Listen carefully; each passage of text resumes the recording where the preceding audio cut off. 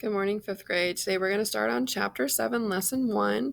Our essential question is, how did early decisions shape the nation?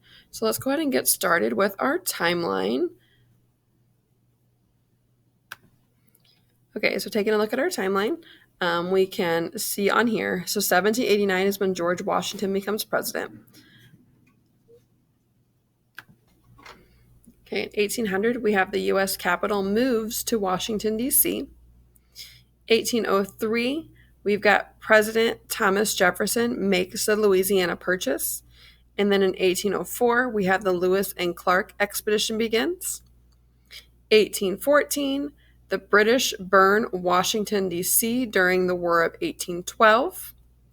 And then 1823, we have President James Monroe issues the Monroe Doctrine.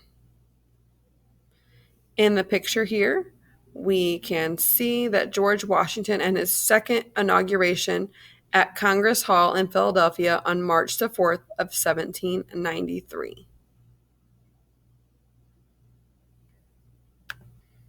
All right, lesson 1. How did early decisions shape the nation? Zoom in one more time. A new government is launched. In 1789, George Washington became the first president of the United States, sworn in under the new Constitution. The Constitution had merely outlined how the new government would operate. Now the new president and Congress would have to fill in all the details. Congress created 3 departments to help President Washington govern and set policy. The Department of Treasury managed the nation's finances, and the Department of State dealt with foreign relations. The Department of War, now called the Department of Defense, handled military matters. To head these departments, President Washington appointed 3 talented people: Alexander Hamilton as Secretary of the Treasury, Thomas Jefferson as Secretary of State, and Henry Knox as Secretary of War. Washington also appointed Edmund Randolph as Attorney General, or the main lawyer for the federal government. Randolph would join Hamilton, Jefferson, and Knox in the nation's first cabinet, or group of top presidential advisors. All of these changes to help the government work also made it bigger. So in 1790, President Washington signed a law to establish a new national capital called the District of Columbia. The president hired Pierre L'Enfant, a French engineer, to design the city, and later replaced him with Andrew Ellicott, who kept much of L'Enfant's grand plan. Working with Ellicott was Benjamin Banneker, a free-born African-American who helped lay out the city. Banneker was one of the first African-Americans appointed by a president to work for the federal government. So this is a picture here of Benjamin Banneker. The years of George Washington's presidency saw a rise in political tension. Washington had chosen his cabinet to provide a variety of opinions. Alexander Hamilton and Thomas Jefferson had very different views of what the new nation should be like. Hamilton thought the United States should have strong central government and an economy that emphasized commerce and industry. Jefferson thought a strong central government would lead to corruption. He preferred a more agricultural nation with a weak federal government and more political power for the states. In general, President Washington agreed with Hamilton's economic proposals. He believed they were vital to the foundation of the new nation's economy. After 2 terms in office, George Washington decided to leave the presidency. He wished to retire from public life and establish that the president was not a monarch. By then, the division in his cabinet had led to the beginning of the nation's first political parties. John Adams, Washington's vice president, shared Hamilton's views, and they helped to form what became known as the Federalist Party. James Madison and many other Southern politicians shared Jefferson's views in what became known as the Democratic Republican Party. In the election of 1796, to succeed Washington, John Adams ran against Thomas Jefferson and won. 4 years later, Adams ran against Jefferson again and lost. So we have John Adams as the second president of the United States, and then Jefferson as the third president. So this here is a picture of John Marshall that we're going to read about here. So just before leaving office, President Adams appointed a judge named William Marbury. Then James Madison, Secretary of State for President Jefferson, refused to give Marbury his official papers, even though a section of the Judiciary Act of 1789, passed by Congress, said he should. At a famous hearing of the U.S. Supreme Court, Chief Justice John Marshall ruled that this section of the Judiciary Act was unconstitutional, or against the guidelines included in the U.S. Constitution. The case Marbury versus Madison is very important. It established the principle that the Supreme Court can review laws passed by Congress and, if necessary, declare them unconstitutional. A nation expands. In 1789, George Washington signed a new Northwest Ordinance. It made clear that the rules for settling territory established in the previous ordinance were still in effect under the new Constitution. One part of the ordinance banned slavery north of the Ohio River. However, settlers from the South brought enslaved people into Kentucky and Tennessee. Even in the Northern Territories, African Americans had a difficult time. Laws were passed to keep African Americans out of some states. These same states forced free African Americans already there to show papers proving they were free. Native Americans did not recognize the right of the U.S. citizens to purchase land in the new territories. As newcomers poured in, tensions mounted. Violence between Native peoples and the new settlers led President Washington to send the army to Ohio 3 times during his presidency. The Native Americans would eventually be forced to give up most of Ohio. So again, talking about how the slavery was still banned north of the Ohio River. However, some of the settlers in the South brought enslaved people into Kentucky and Tennessee, even though they were Northern territories. So African Americans had a difficult time. So there were a lot of free African Americans living in these states at the time. And so the same states forced free African Americans already there to show papers proving that they were free. Now, if African Americans didn't have their papers on them at all times showing they were free, they could be arrested, taken into custody, and put into slavery, like sent back down south. So it was imperative that the free Africans had their papers on them showing they were free all the time, or they could be forced into slavery. And it happened often. The Louisiana Purchase. During the 1790s, control of the port of New Orleans had passed from France to Spain, and then back to France again. While the United States had a deal with Spain to use the river and port, President Jefferson was worried that the French could close the river and port to U.S. commerce. So he sent Robert Livingston, U.S. Minister to France, and future President James Monroe, a special ambassador, to meet with the French and offer to buy New Orleans. France and Great Britain were involved in a series of conflicts.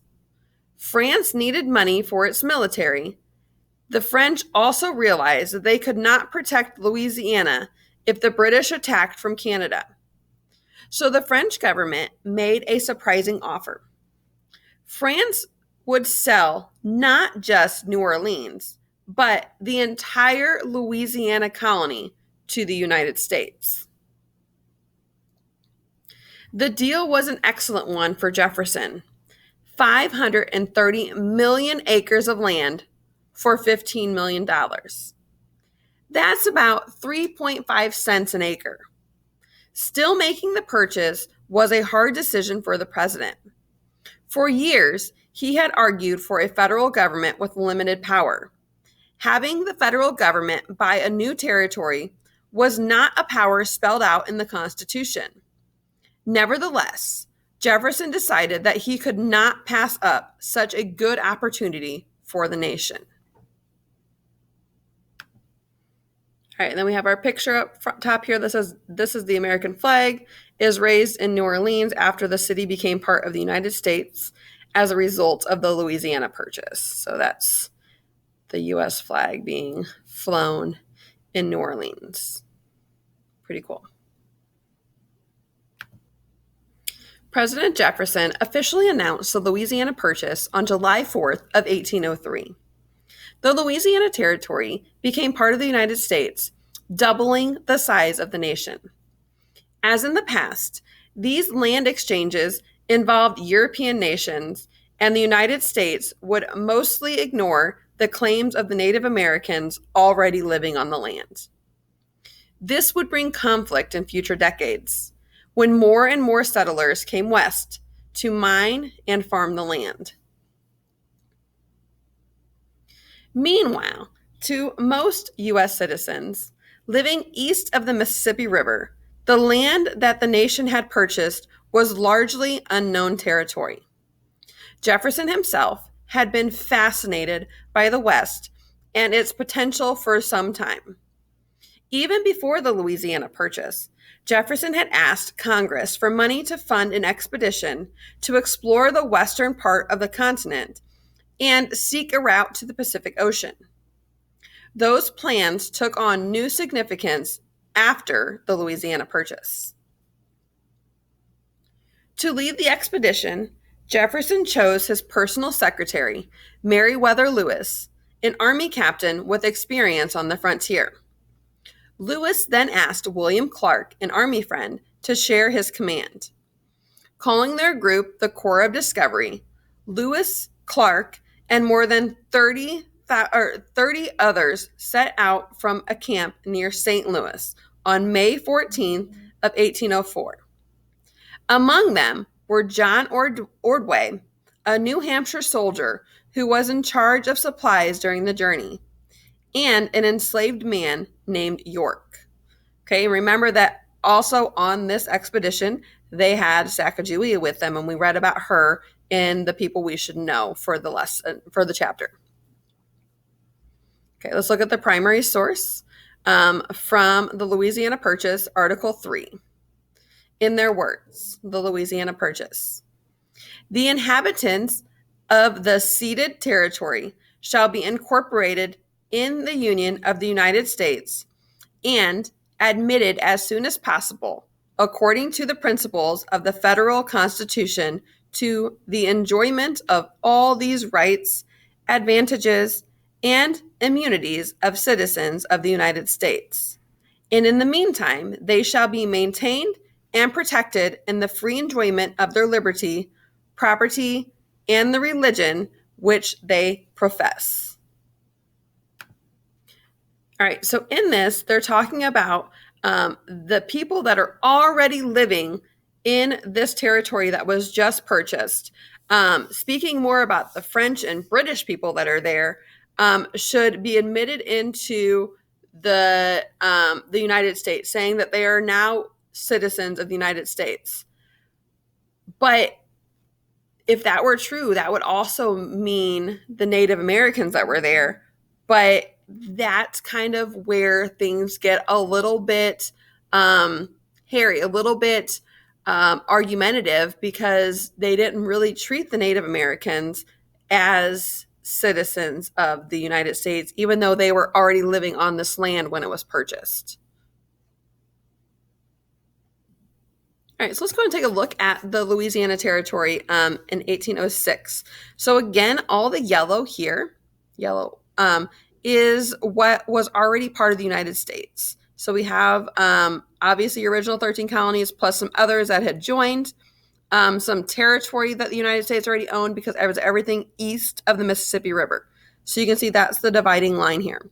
So that was already, except for Florida down here, that was already part of the United States.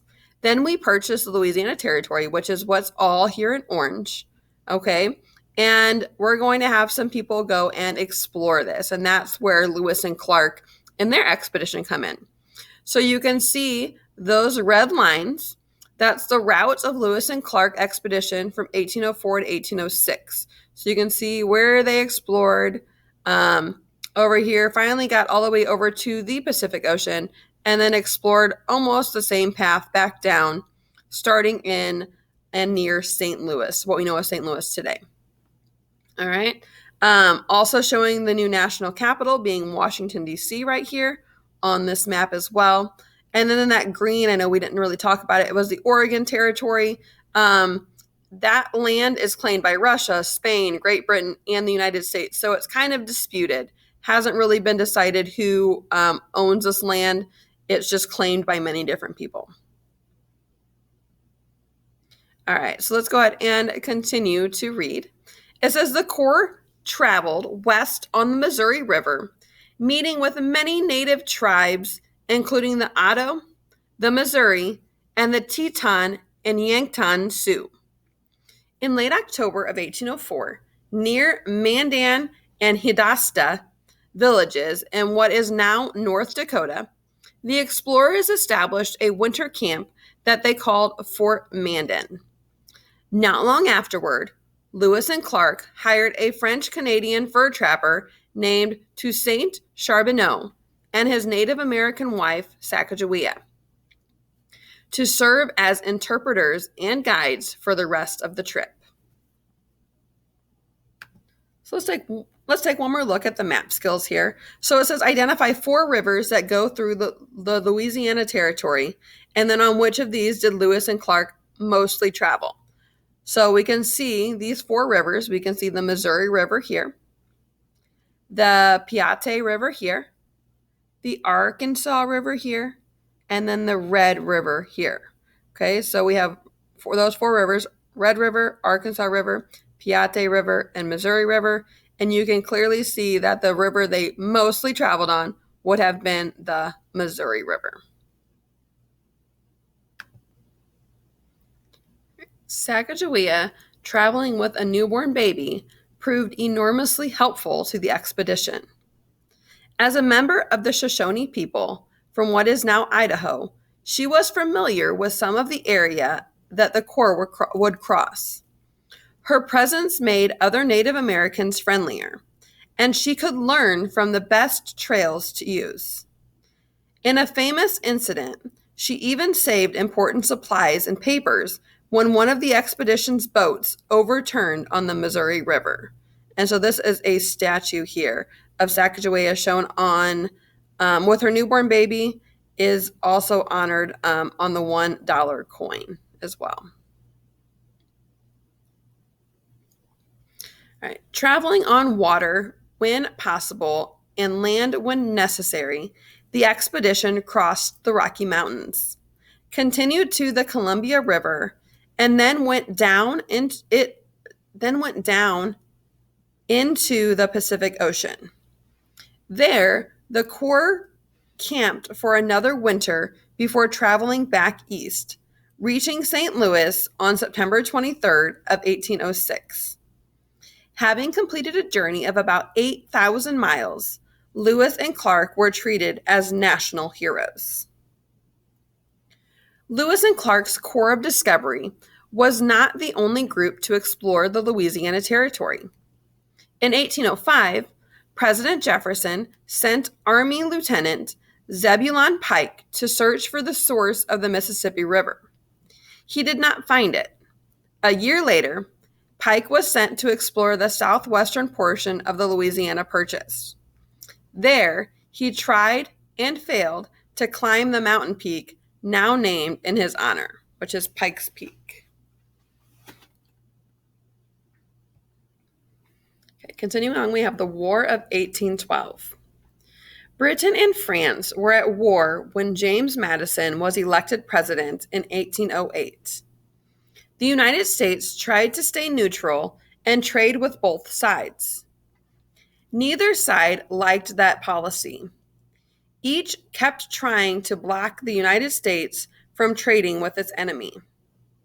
British actions, however, made that nation very unpopular with the United States. The British stopped U.S. ships, claiming they were searching for British sailors who had deserted. Then they took American sailors off the ships, claiming they were British, and forced them to serve in the British Navy. This policy, called impressment, made people in the United States furious. Many also thought the British in Canada were purposely causing Native Americans unrest in the Northwest Territories with the hope of getting back land that they had lost to the United States. In Congress, pro-war politicians, meaning they wanted to go to war, or war hawks, demanded U.S. action. President Madison came to agree with them. And so, with Congress eager for war and the president in agreement, the War of 1812 began. U.S. attacks on Canada were unsuccessful, although one attack resulted in the burning of legislative buildings in the town of York. A British attack from Canada was also repelled in the Battle of Lake Erie in 1813. The next year, British troops landed in Maryland and successfully attacked Washington, D.C. The entire government had to flee the capital, evacuating the White House. First Lady Dolley Madison managed to save important government papers. White House employees saved a famous portrait of George Washington. The British destroyed the White House and badly damaged the Capitol, which had been under construction. So we read about Dolley Madison and the people we should know. So here is primary source in their words from Dolley Madison. I have pressed as many cabinet papers into trunks as to fill one carriage. Our private property must be sacrificed, as it is impossible to procure or get wagons for its transportation.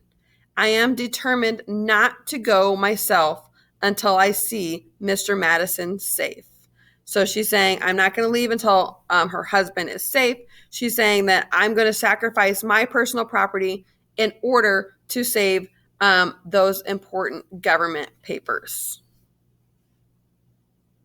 So this was a letter from Dolley Madison to her sister August 23rd of 1814. All right, so this image here is a print that gives a British artist's impression of what the 1814 burning of Washington, D.C. might have looked like.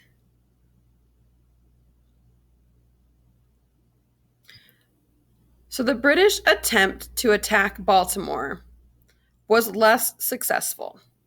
Francis Scott Key, an American lawyer and poet held captive on a British ship in Baltimore Harbor, watched the British attack Fort McHenry there.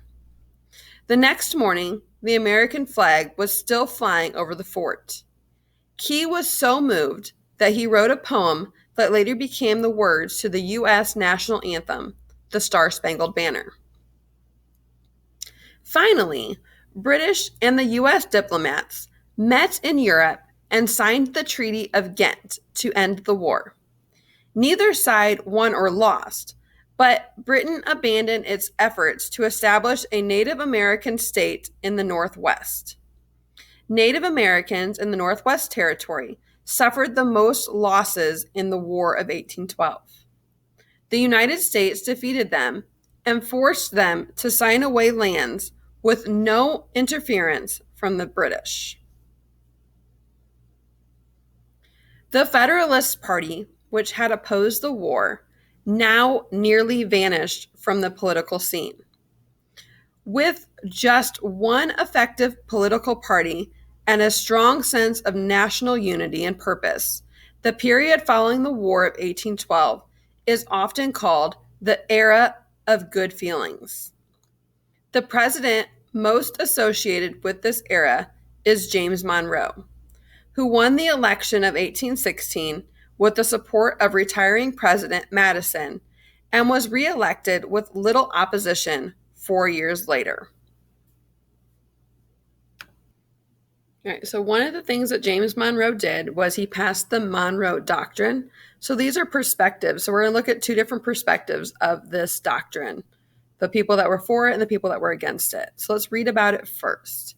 Starting in 1810, many colonies in Latin America began declaring their independence from the European countries that had colonized them. The United States generally supported these efforts and worried that European nations would try to establish colonial rule. In an 1823 speech to Congress, President Monroe laid out U.S. policy on such behavior. That policy came to be called the Monroe Doctrine. It would become the single most influential piece of foreign policy in U.S. history. The doctrine had these main points. The United States would not involve itself in European politics. The United States recognized current European colonies in the Americas. Except for the colonies existing at the time, the United States expected Europe to stay out of North and South America and would regard any interference there as a hostile act and could lead to war. Read the two different points of view about the Monroe Doctrine, and then we'll talk about the questions that follow. So, pro-Monroe Doctrine view. So these are people that say, yes, we should follow the Monroe Doctrine. They're saying that the Monroe Doctrine shows that the United States wants to protect its neighbors in the Americas and wanted them to be free and independent nations. Now, people against the Monroe Doctrine, the anti-Monroe Doctrine view, says that the Monroe Doctrine shows that the United States thought of itself as the main power in the Americas and wanted to control its neighbors without any competition.